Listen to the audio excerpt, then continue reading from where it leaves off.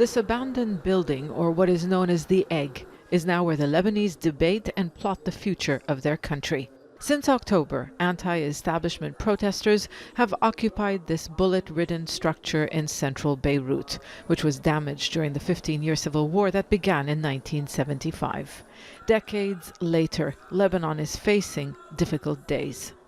In 2 or 3 months, we're not going to have enough money to cover all the citizens' pay.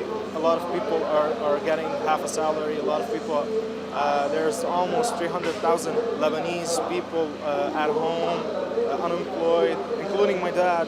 This state is close to bankruptcy. Its foreign exchange reserves are running out. The economy is not growing. And commercial banks have imposed capital controls, preventing people from accessing their life savings. Many are concerned their deposits will be used if the authorities decide to pay the public debt. If we will pay our $1.2 billion now, we will not have any fuel, any medicines, any kind of food.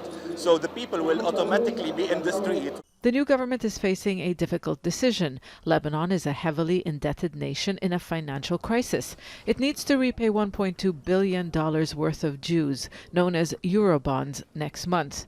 Defaulting would further damage investor confidence, but it seems there's little choice. Lebanon spends more than it earns, and its biggest expense has been paying the public debt. Prime Minister Hassan Diab says his government's priority is to preserve foreign reserves needed to import basic goods like fuel, wheat, and medicines. A delegation from the International Monetary Fund is in Beirut to give technical advice on how to save the economy. Restructuring the debt will need the IMF's stamp of approval to prevent international creditors from filing lawsuits, but that will require what officials have called painful and unpopular measures. One of the conditions is basically raising taxation. This would have serious consequences on inflation in the country and also on the public sentiment towards this newly formed government. Public opinion suggests people want to reschedule loan repayments. Officials seem to be leaning towards that opinion too.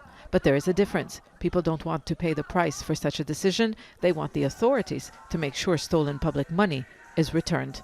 Lebanon has never defaulted on its debt in its history, but these are unprecedented times. Zeina, Khodr, Jazeera, Beirut.